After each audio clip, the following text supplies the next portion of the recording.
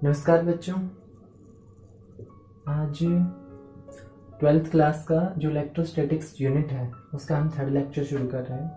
अगला लेक्चर, पिछले लेक्चर में हमने पढ़ा था कि चार्जेस की प्रॉपर्टी क्या क्या होती हैं, चार्जेस किस तरह से एक दूसरे से अट्रैक्ट करते हैं, रिपल्शन किस तरह से होता है, उनका फोर्स ऑफ अट्रैक्शन और रिपल्शन।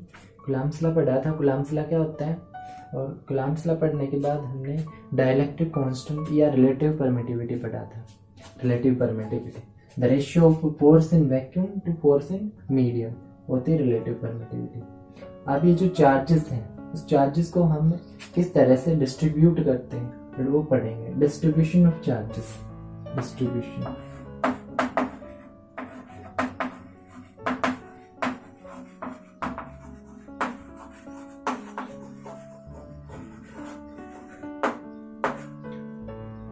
तो डिस्ट्रीब्यूशन ऑफ चार्जेस, उसके लिए सबसे पहले हमारे पास जो फर्स्ट है पहला वो है लीनियर चार्ज डिस्ट्रीब्यूशन। लीनियर,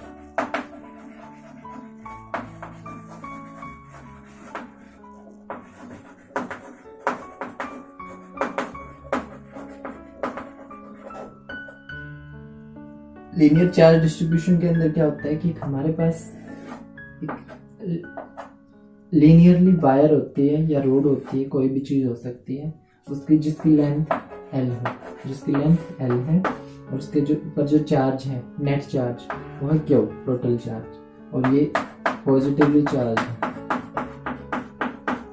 ठीक है, तो इसका डिस्ट्रीब्यूशन कैसे करेंगे? डिस्ट्रीब्यूशन होगा इसका, थोड़ा सा चार्ज डिस्ट्रीब्यूट है, फैला हुआ है, तो हम क्या करेंगे, इसके छोटे से एक हिस्से को लेंगे। उस छोटे से हिस्से के अंदर जो उसकी जो लेंथ है वो dl है, और उसके अंदर जो चार्ज है वो dq है, थोड़ा सा चार्ज। हमने इसका डिफरेंशिएशन कर दिया कि भाई अगर इस लेंथ की लंबाई l है तो इस छोटी सी जो लेंथ है वो कितनी होगी, तो वो dl, और इस छोटी सी लेंथ के अंदर जो चार्ज होगा वो dq। टोटल लेंथ है l और उसके ऊपर चार्ज है q। तो यहाँ पर लीनियर चार्ज डेंसिटी कितनी होगी? लीनियर चार्ज डेंसिटी लैम्डा, वो यहाँ पे होगी total charge divide by total length. Total charge per unit length. हमारे पास डेंसिटी होती है मास पर यूनिट वॉल्यूम।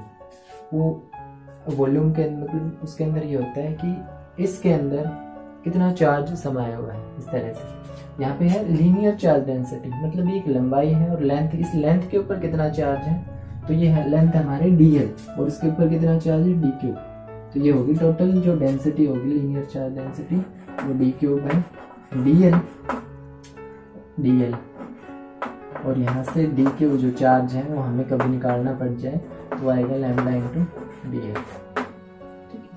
छोटी सी जगह के ऊपर जो चार्ज होगा वो कितना होगा, लैम्डा इंटू dl। लैम्डा क्या है इसकी? लीनियर चार्ज डेंसिटी, और dl उस जगह पर वो लेंथ, छोटी सी लेंथ। इसका हमने अगर टोटल चार्ज निकालना तो हमने इसका इंटीग्रेशन कर देना, और dl लेंथ की जगह उसकी टोटल लेंथ निकल जाएगी। दूसरा हमारे पास है ये लीनियर चार्ज हो गया। दूसरा हमारे पास सरफेस चार्ज।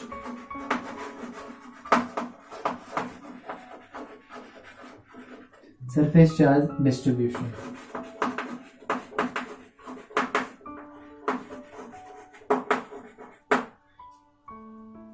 इसमें क्या होगा, जो चार्जेस है पूरा का पूरा वो हमारा एक किसी न किसी सरफेस के ऊपर होगा। तो मैं यहाँ पे रेक्टेंगुलर सरफेस ले रहा हूँ, यहाँ पे पूरा चार्ज है, पूरा चार्ज यहाँ पे इस तरह से डिस्ट्रीब्यूट है, बटा हुआ है, मतलब हर एक जगह पर, हर एक, अगर इसका छोटा सा पार्ट ले तो वो उतना ही चार्ज होगा जितना अगले छोटे वाले पार्ट में होगा, इतना ही पार्ट में।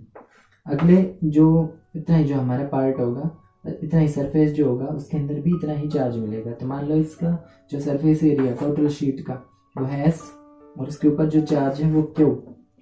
तो इस छोटे से हिस्से के अंदर कितना चार्ज होगा, ठीक है। तो इस छोटे से हिस्से की हम जब सरफेस चार्ज डेंसिटी निकालें, डेंसिटी, तो डेंसिटी निकालें तो इस हिस्से के अंदर चार्ज होगा dq, और इसका जो सरफेस एरिया होगा वो ds। तो यहाँ पे जो डेंसिटी होगी, सरफेस चार्ज डेंसिटी, उसको सिग्मा से लिखते हैं, वो हो जाएगी हमारे पास dq by charge per unit area ds। तो ऐसे यहाँ पे सरफेस एरिया है छोटा सा। और अगर सरफेस चार्ज डिस्ट्रीब्यूशन के अंदर, किसी सरफेस के अंदर हमें टोटल चार्ज निकालना पड़ जाए डी क्यू, तो वो कितना होगा, उसकी डेंसिटी मल्टीप्लाई बाय इसका सरफेस एरिया, और यहाँ से फिर उसको कर देंगे हम इंटीग्रेट। ठीक है। तीसरा है हमारा volume charge distribution. Volume charge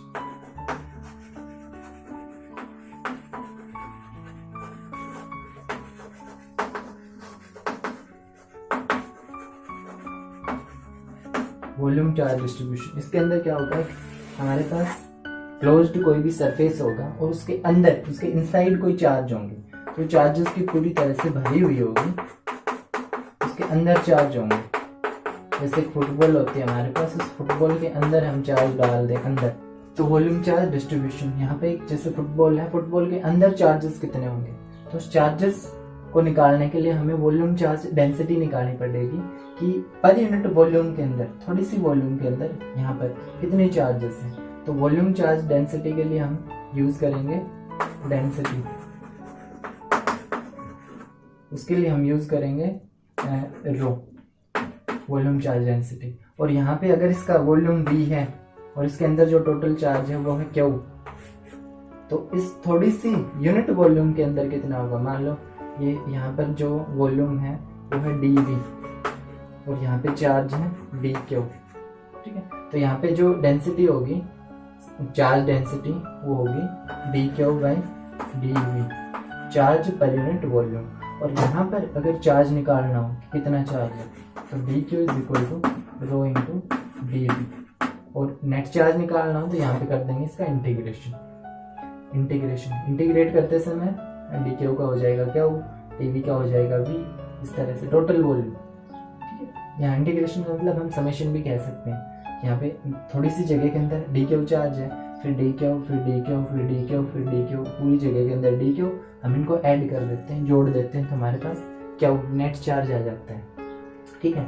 या दूसरा तरीका इंटीग्रेट भी कर देते हैं इसको, नेट चार्ज। तो ये थे हमारे पास चार्ज डेंसिटीज, डिस्ट्रीब्यूट करते हैं चार्जेस को। उसके बाद ये हमारे काम आएंगे जब हम इलेक्ट्रिक फील्ड इंटेंसिटी पढ़ेंगे। इसके बाद हम पढ़ेंगे चार्जेस का सुपरपोजिशन कैसे होता है, मतलब हमें बहुत सारे चार्जेस दे दिए जाएं, उन चार्जेस के बीच में या उन चार्जेस के बीच में जो फोर्स होगा वो फोर्स कितना होगा, चार्जेस होते हैं। स्पेस के अंदर चार्ज डिस्ट्रीब्यूट है, रखे हुए हैं, मल्टीपल चार्जेस हैं, बहुत सारे चार्जेस हैं, तो उन दोनों के बीच में फोर्स कितना होगा, तो नेट फोर्स निकालने के लिए हम यहाँ पे सुपरपोजिशन प्रिंसिपल का यूज करते हैं। तो सुपरपोजिशन प्रिंसिपल क्या है, जैसे स्पेस के लिए हम क्या करते हैं, एक फ्रेम ऑफ रेफरेंस लेते हैं। तो मान लो ये हमारे पास कोई भी चार्ज है Q1, ये चार्ज है, तो हमारा कोऑर्डिनेट सिस्टम अटैच कर देते हैं, तो ये Y, X और ये Z डायरेक्शन के अंदर इसकी पोजीशन आ गई। अब हमें पता चल गया कि ये चार्ज की पोजीशन कहाँ पर है। ठीक है। ये चार्ज है, एक Q2 है हमारे पास, एक Q3 है, एक Q4 है। तो इस तरह से बहुत सारे चार्जेस हैं जो कि ओरिजिन से कुछ डिस्टेंस पर हैं। ठीक है।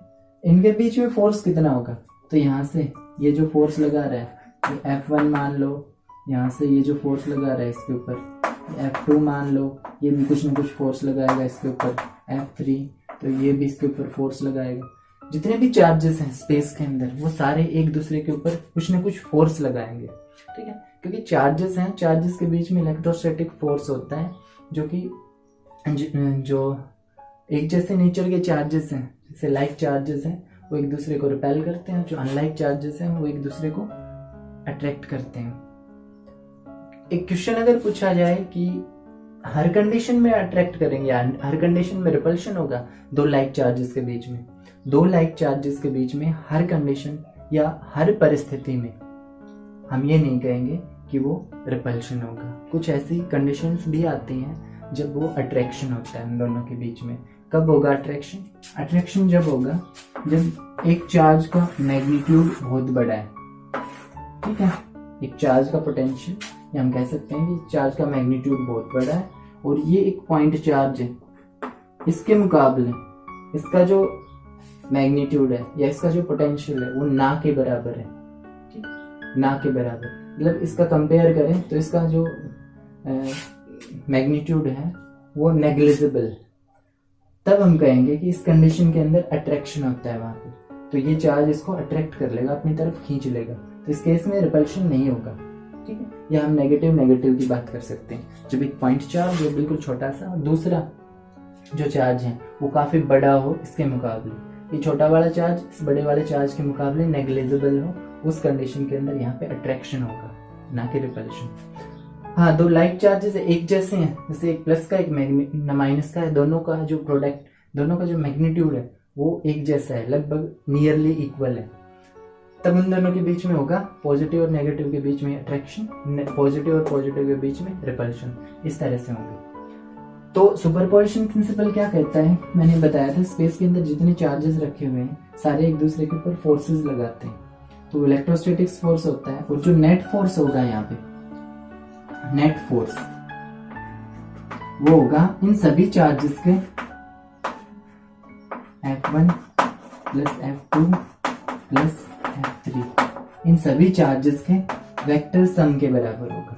अब तो मान लो यहाँ पे n चार्जेस रखे हुए हैं तो फोर्स यहाँ पे n ही लगेंगे, तो जितने भी फोर्सेस है हमारे यहाँ से यहाँ पर भी फोर्स लगा रहा है, तो अगर नेट फोर्स निकालें इनके बीच में, तो वो नेट फोर्स होगा इन सभी चार्जेस के, इन सभी इंडिविजुअल चार्जेस के वेक्टर सम के बराबर। तो यही है सुपरपोजिशन प्रिंसिपल।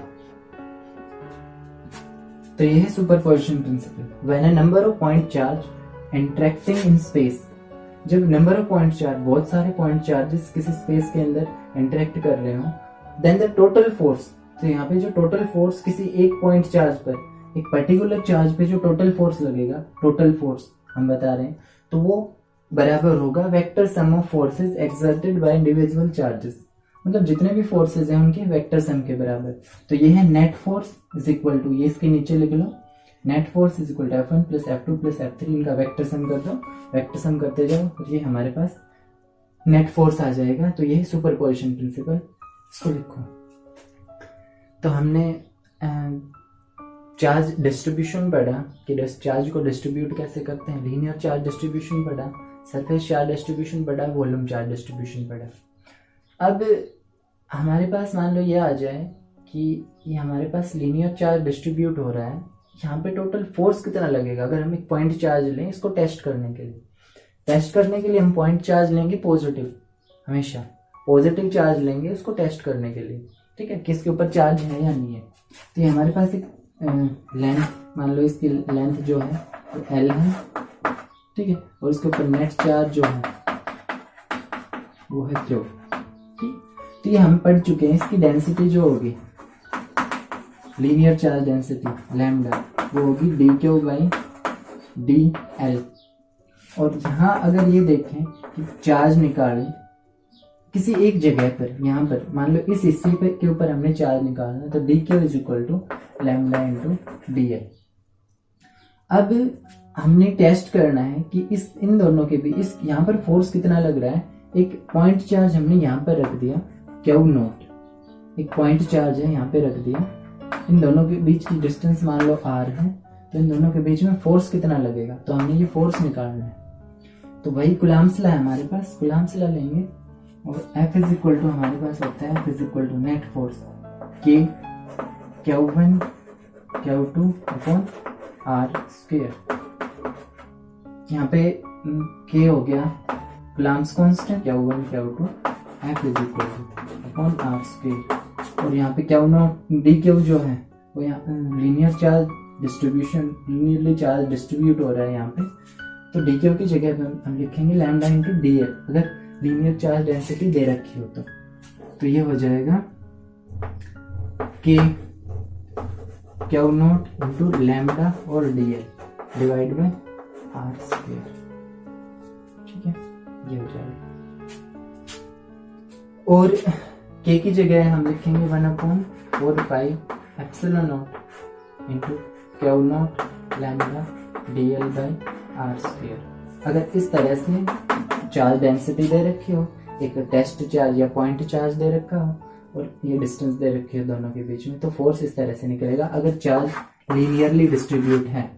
अगर सरफेस के अंदर डिस्ट्रीब्यूट है तो सिंपली यहाँ पे क्या आ जाएगा, लैम्डा की जगह पर समेशन आ जाएगा सिग्मा, मतलब सरफेस चार्ज डेंसिटी यहाँ पे आ जाएगी। और अगर वॉल्यूम चार्ज डिस्ट्रीब्यूट है तो यहाँ पे लैम्डा की जगह पर आ जाएगा रो। जैसे कि ये सरफेस चार्ज डिस्ट्रीब्यूशन के अंदर फोर्स है Q naught sigma into D S, वो सरफेस, ये लीनियर चार्ज डेंसिटी थी, ये सरफेस चार्ज डेंसिटी है, sigma into D S divide by 4 pi epsilon naught into R square. और तीसरा अगर वॉल्यूम चार्ज डिस्ट्रीब्यूशन आए तो इसमें होगा Q naught rho into D V divide by 4 pi epsilon naught into R square. तो ये है, अगर इसके ऊपर एक क्वेश्चन आ जाए, डेंसिटी दे दे, तो इस तरह से हम उसको सोल्व करते हैं। अब कुछ क्वेश्चंस है जो कि कूलम्ब्स लॉ के ऊपर बेस्ड है और इस लीनियर चार्ज डिस्ट्रीब्यूशन के ऊपर बेस्ड है या चार्ज डिस्ट्रीब्यूशन के ऊपर बेस्ड है, तो हम क्वेश्चन करेंगे।